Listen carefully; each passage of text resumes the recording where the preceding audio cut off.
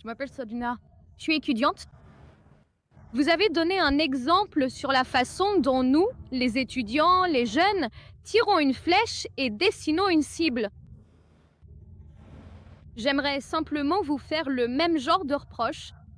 Vous avez tiré une flèche, votre flèche, et dessiné votre propre cible. Et maintenant, si quelqu'un ne vise pas là où vous avez visé auparavant, il a tort. Je trouve que c'est irrespectueux et inhumain. La sœur a posé une question très importante. Quand j'ai donné l'exemple, j'ai dit que les gens tirent en l'air puis dessinent la cible. Elle dit et prétend que moi aussi j'ai fait la même chose. Et que si les gens ne sont pas d'accord, alors moi non plus je suis pas d'accord avec eux. Ma sœur, dites-moi, où est-ce que ma flèche était mal tirée? Quelle partie de mon discours était un tir à l'aveugle? Merci. Tirer une flèche en l'air et dessiner une cible. J'ai donné l'exemple des gens qui font des études supérieures. Pourquoi faire des études supérieures? Je sais pas. Qu'est-ce que tu vas faire? Je ne sais pas. Après avoir réussi, quel travail vas-tu prendre? Je sais pas. J'ai donné un exemple. Maintenant, toi, ma sœur, donne-moi un exemple dans mon discours. Quelle partie de mon discours était de tirer la flèche en l'air et dessiner la cible? Sinon, je te dirais que c'est toi qui tires en l'air, puis dessine la cible. Mais vous l'avez déjà dit. Ma sœur, quelle partie de mon cours? Je vous donne la possibilité de répondre. Quelle partie de mon cours consistait à tirer en l'air puis à dessiner un taureau? Une partie du cours ne consistait pas à filmer. Mashallah, merci beaucoup.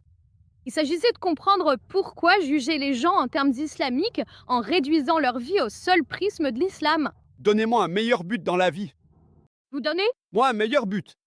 Voyez, nous avons une session de questions-réponses ouverte. N'importe qui peut ne pas être d'accord avec moi. Je vous dis pas que j'ai toujours. On n'est pas d'accord. Vous avez le droit de ne pas être battoir. Mais quand vous n'êtes pas d'accord, vous devez donner la raison. Par exemple, j'ai dit 2 plus 3 égale 4. Vous dites non, ce n'est pas 4, c'est 5. Je vais vous demander pourquoi. Donc si je dis quelque chose de faux, Et devez me prouver que j'ai tort. Ce n'est pas en disant simplement que 2 plus 2 n'est pas égal à 4, vous êtes instruite, ma sœur. C'est juste. Donc vous, si vous dites que j'ai fait quelque chose, je suis d'accord avec vous. pourriez-vous me le prouver de manière concrète? Apportez votre preuve si vous êtes véridique. Alors dites-moi, quelle partie de ma conférence, ou dites-moi, existe-t-il un but de la vie meilleur que de remercier le Créateur, que de l'adorer? Oui, ma sœur. Oui, s'il vous plaît, pouvez-vous activer le micro de la sœur? Oui. Elle veut nous instruire. Je n'essaye d'instruire personne. Je vais être... Instruite? Je suis un étudiant, ma sœur. J'adore apprendre. Très bien, mais... Vous ne laissez pas les gens parler? Pardon? Vous ne laissez pas les gens parler? Vous continuez sans arrêt? Je vous donne l'occasion de parler, ma sœur. Parlez. Il y a des différences et vous pouvez pas simplement, vous savez, convertir tout le monde. Convertir, pas dans le sens de convertir à l'islam. Convertir le point de vue des gens.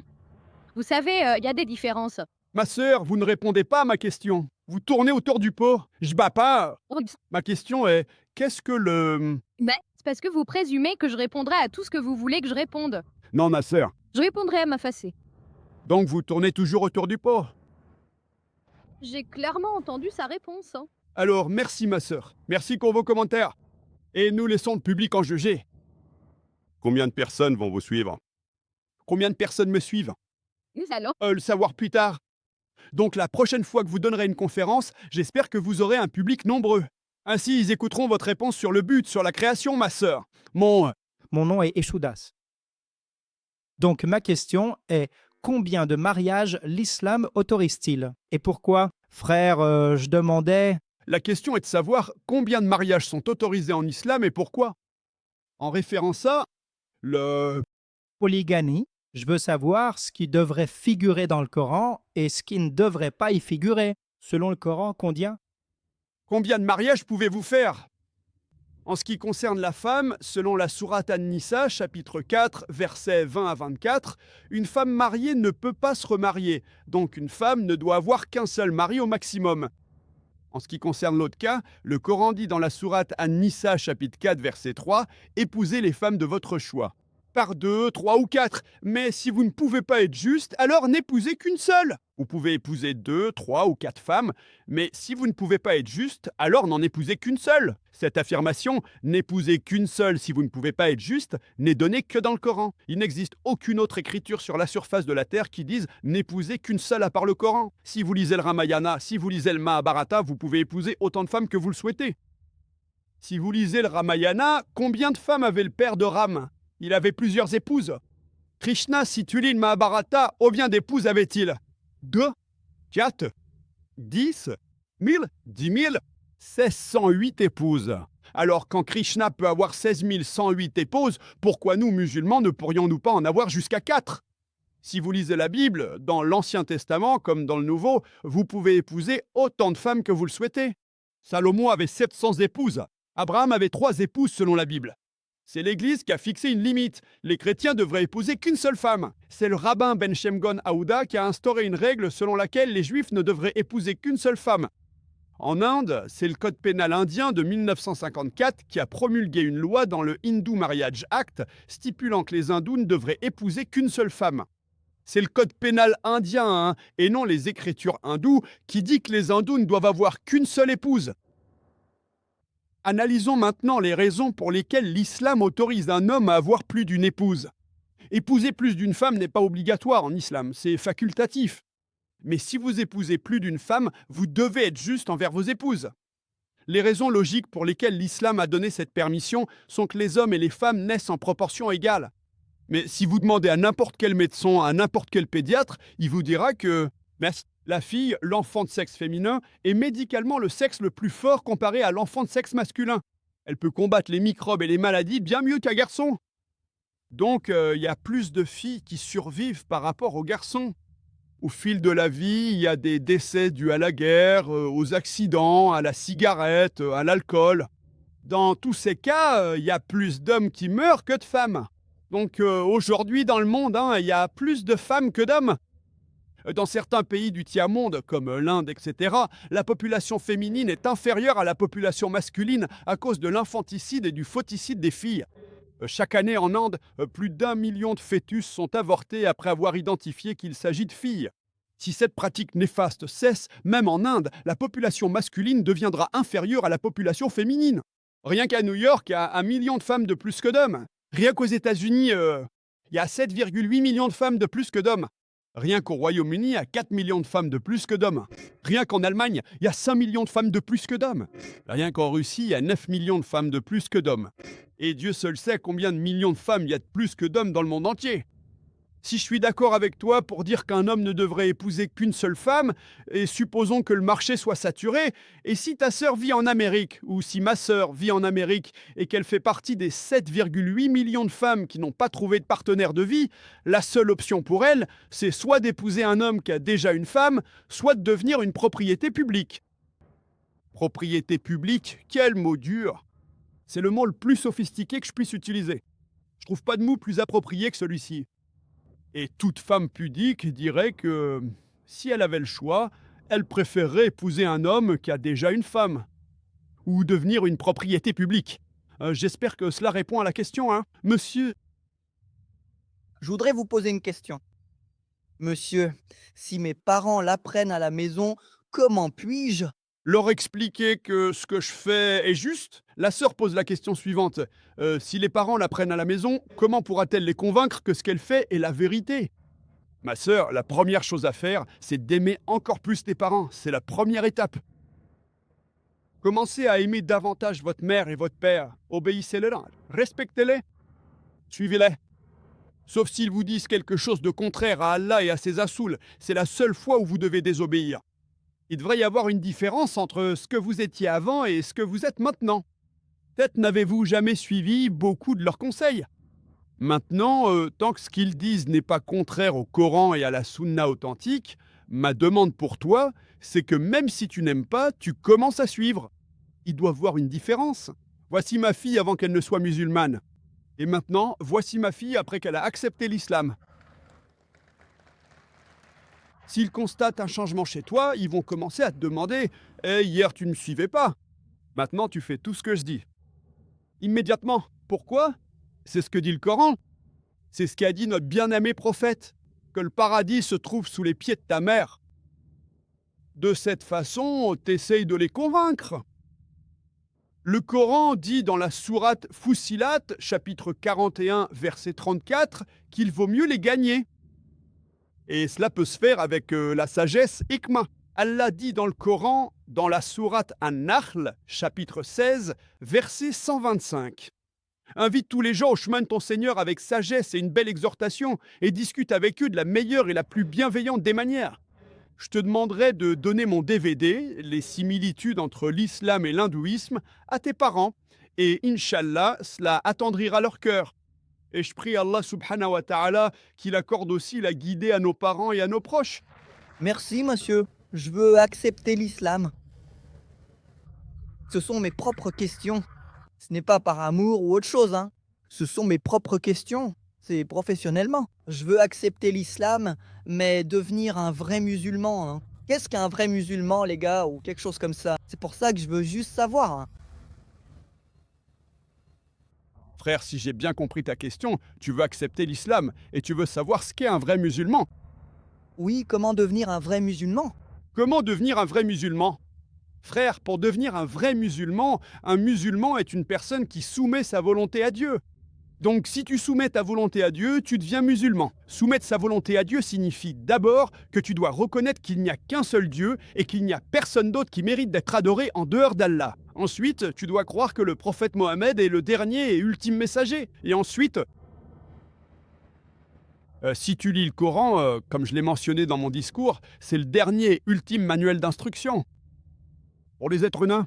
Donc, si tu lis le Coran, que tu mets en pratique le Coran, que tu suis les directives qu'Allah t'a données et que tu t'abstiens de ce qui est interdit, alors tu deviens un vrai musulman pratiquant. Et une chose de plus, monsieur, est-ce que cela implique de changer totalement mon identité, comme en tant que non-musulman? Est-ce obligatoire? Il demande s'il faut changer de nom.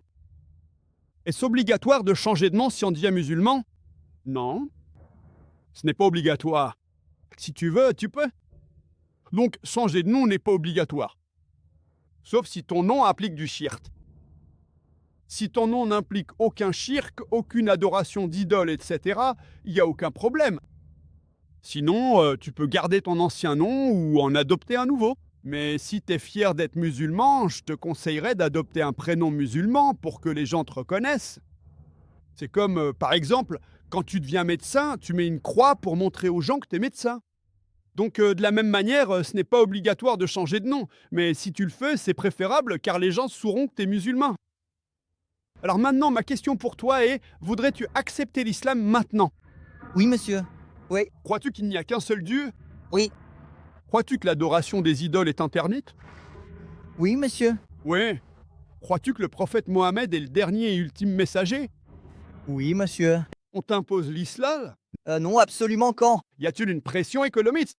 Non, monsieur. Y a-t-il une pression physique? Non. Parce que forcer quelqu'un à accepter l'islam est interdit en islam. Personne ne peut forcer qui que ce soit à devenir musulman. En plus d'être interdit en islam, c'est aussi interdit dans ce pays. Même en Inde, il est interdit de forcer quelqu'un à adopter une religion sans sa volonté. Mais si tu veux accepter l'islam, personne ne peut t'en empêcher. Et même le pays ne peut pas t'en empêcher. Donc, si tu veux accepter l'islam, je vais le dire en arabe et tu répètes après moi. D'accord, mon frère? D'accord, monsieur. Ashhadu an la ilaha illallah wa ashhadu anna Muhammad abduhu wa rasuluh. J'atteste qu'il n'y a de divinité qu'Allah et j'atteste que Mohammed est son serviteur et son messager. Je témoigne solennellement et je proclame avec certitude qu'il n'existe aucune divinité digne d'adoration en dehors d'Allah. Et, Le prophète Mahomet, et c'est ainsi... le fidèle serviteur et messager de... Alors, hein? Mashallah, t'es un frère musulman. Merci beaucoup. Assalamu alaikum, good day, my brothers and sisters. Hope all be fine and best in your life setting. Today, a girl by the name of Sabrina asked a question to Dr. Zakir, and in fact, she was trying to put a sort of an allegation to Dr. Zakir that you just scatter sort of an information without any evidence, without any justification, and without any clarity. You're trying to compel people towards Islam, and you say that Islam has only the purpose of life, nothing else behind it, and you always target the student community most of the times because you doesn't have any justification about anything, and you pressurize people, you compel people, you insist people, you force people to accept Islam, right? Dr. Zakir replied. In fact, this question was a bit irritating, annoying in a sense. Dr. Zakir said that when did I say that I forced people towards religion, I forced people towards Islam? Then Dr. Zakir asked the question to the girl that what's the purpose of life? Can you tell me? The girl have no answer. She was engaging in consistent arguments with Dr. Zakir Naik meaninglessly, and she said that you impose the purpose of life on the people. That's why you confer an invitation to everybody to accept Islam, and you have no motive to persuade people to accept Islam. Dr. Zakir said that he presented a sort of an example that, for example, a student did his graduation. He don't know the reason why he did his graduation, and he's not clear about his objectives, and he doesn't know what sort of job he or she will do in the future. Your question is like that.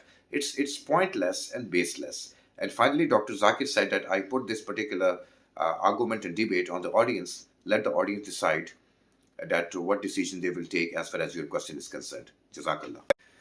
Okay, in continuation to the Q&A session, the next question asked by Ishudas. Ishudas asked a question that how many marriages are allowed in Islam? Dr. Zakir said that as far as woman is concerned, women are allowed to marry only one man at the time of marriage. Because if the woman is married, she can't marry more than a husband. It's clearly mentioned in Surah An-Nisa. And the same Surah An-Nisa it's mentioned that man have a choice to marry up to 4 women, but if man can't do justice properly, it's better that man should marry one wife. So this is a criteria for both men and women as far as the Islamic point of view is concerned. And Ishudas asked a question that Islam allows why more than a marriage is one marriage, and it's injustice with the woman. Dr. Zakir said that do you know Krishna has 16,008 wives, and there is no criteria for the Hindu to marry one wife, not more than that. It's the Indian Penal Code in 1954 put a sort of a prescription that not to marry more than a wife, and there is no such criteria in the Bible as well. You can marry as much as woman you aspire. Islam is only the religion which put the element of justice between the partners. There is no scripture like Ramayana, Gita, Bible, Deuteronomy, any other scriptures. There is no mentioning of justice as far as the life partners are concerned. Islam is only the religion which accentuates, which stresses that justice is the most important part. If a man can't do proper justice, it is better to marry only one wife. And why this is going like that man is allowed to marry more than a wife, Dr. Zakir Naik scientifically gives some sort of an evidences. First, he said that the proportion of the female is more than male in UK, America, Russia, Germany, and developed countries. And in India, because it's a second and third world country, there are a lot of abortions. When they see the fetus is female, they abort the child. And that is one of the biggest reason that they play the dirty game where the female population is less than male. And he said that in the United States of America, alone the USA, there are 7.8 million more females than men. In UK, there are 4 million females more than men. In Germany, there are 5 million more females than men.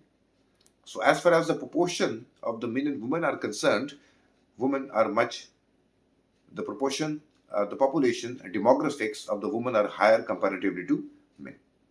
And the second thing is, as far as the longevity is concerned, women are stronger in sex. She has a better immunity system. That's why her average life is higher than comparative to men.